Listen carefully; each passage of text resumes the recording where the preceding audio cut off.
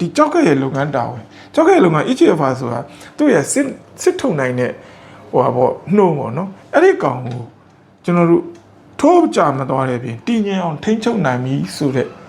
အချက်ကိုကျွန်တော်ညွှန်ပြတယ်အမှတ်1ကျွန်တော်စီမှာက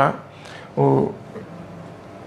အချက်လက်တွေအကုန်ရှိရနော်ကျွန်တော်စီမှာလည်းမေးတူယူတယ်ကျွန်တော်သိစစ်တဲ့မတန်းတွေအကုန်လုံးကျွန်တော်မေးတူယူထားတယ်အကုန်ယူပြီးမှကျွန်တော်တို့ဒီဒါကိုကျွန်တော်ရှင်းပြပေးရပါနော်အဲ့တော့ EG မှာ3လပတ်ဝန်းကျင်မှာပြန်စစ်တဲ့အခါမှာ EGFR ငါကမူလစတွေ့တော့အတိုင်းပဲတည်ငြိမ်နေတယ်ဆိုတော့တည်ငြိမ်အမှတ်ကိုရောက်ပြီလို့ကျွန်တော်ဒီမှာပြန်ပြောမယ်တည်ငြိမ်အမှတ်နော်တည်ငြိမ် point ကိုကျွန်တော်တို့ရောက်ပြီလို့ပြောလို့ရပြီဒါမြန်မာတိုင်းစစ်ပညာရဲ့ဒီကြောက်ကပေါ်မှာကုထုံးစနစ်တွေရှိတယ်ဆိုတဲ့အကြောင်း information ပေးတာပါ point တည်ငြိမ်တဲ့ point ကိုရောက်ပြီတနည်းအားဖြင့်ကျွန်တော်တို့ control ရပြီcontrol ရပြီလို့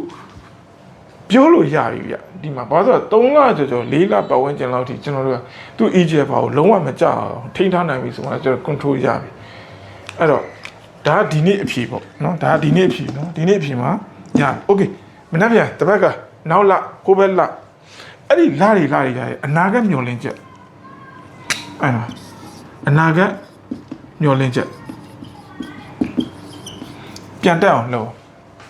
မျှော်လင့်ချက်အဲ့တော့တည်ငြိမ်အောင်ထိန်းနိုင်တယ်ဆိုတဲ့အနေအထားတစ်ခုကနေအနာဂတ်မျှော်လင့်ချက်ပြန်တက်အောင်လုပ်နိုင်မလားဆိုတဲ့မျှော်လင့်ချက်ကိုကျွန်တော်တို့ပြန်ပြီးနောက်တစ်ဆင့်ထပ်ပြီးစူးစမ်းအောင်ဒါကျွန်တော်အဲ့တော့ကျွန်တော်ဒါစေပညာကြီးပဲပြောနေတာတကယ်တမ်းကျတော့တာဝန်ရှိတဲ့သူအဓိကတာဝန်ရှိတဲ့လူဆိုကာယကံရှင်ပဲ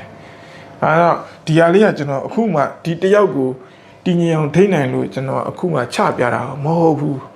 ကျွန်တော်အတွေ့အကြုံကျွန်တော်တပါကျွန်တော်ရဲ့ဟိုကုထုံးအတွေ့အကြုံကုသမှုအတွေ့အကြုံတွေမှာအများကြီးပဲအဲ့မှာအများကြီးထဲမှာလူနာလည်းအမျိုးမျိုးတွေ့ရတယ်ဘယ်လိုမျိုးတွေ့ရလဲဟောတည်ငြိမ်နေဆိုတဲ့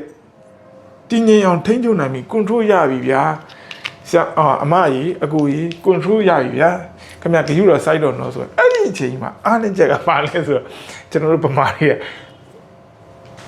အစားတောက်ကိုလုံးဝပေါ့နော်တချို့တွေကလုံးဝမထိန်းချုပ်တာတွေရှိတယ်အဲ့ဒီမှာထိန်းချုပ်နိုင်ပြီလို့ပြောခြင်းဟာသူတို့နားလဲတာကဘလို့နားလဲလဲမဆိုပျောက်တယ်လို့များနားလဲသလားမသိဘူးဗျာထိန်းချုပ်နိုင်ပြီနော်လို့ဆိုတာကကြားတဲ့နှုံးကိုထိန်းချုပ်နိုင်ပြီနော်လို့ကျွန်တော်တို့ဆိုလိုတာဒါပေမဲ့သူတို့တွေကအဲ့ဒီချိန်မှာပြောရင်တော့ဗျာတစ်ချိန်လုံးကတင်းခံပြီးတော့ဗာရှောင်းတင်တာတွေရှောင်းမယ်စားတင်တာကိုပဲစားမယ်ဆိုတဲ့စိတ်ကအဲ့ချိန်မှာလွတ်ချလိုက်သလားတော့မသိဘူးတချို့တွေကအစားအသောက် lifestyle ပေါ့နော်တနည်းအားဖြင့် food အစားတောက်ပိုင်းမှာရော့ရဲသွားထိန်းချုပ်ထားတယ်သူတို့စားတောက်ကိုရှောင်တင်တာရှောင်မယ်စားတင်တာကိုပဲစားမယ်ဆိုတဲ့သူတို့စင်ကြင်မှုတရားနည်းနည်းရော့သွားတဲ့အချိန်မှာကျွန်တော်တို့ control ကနေအောက်ပြန်ကျသွားတာမျိုးတွေကျွန်တော်တို့ကြုံရပါတယ်ကျွန်တော်ပြောတာနော်နှစ်ခုရှိတော့နှစ်ပိုင်းရှိတယ်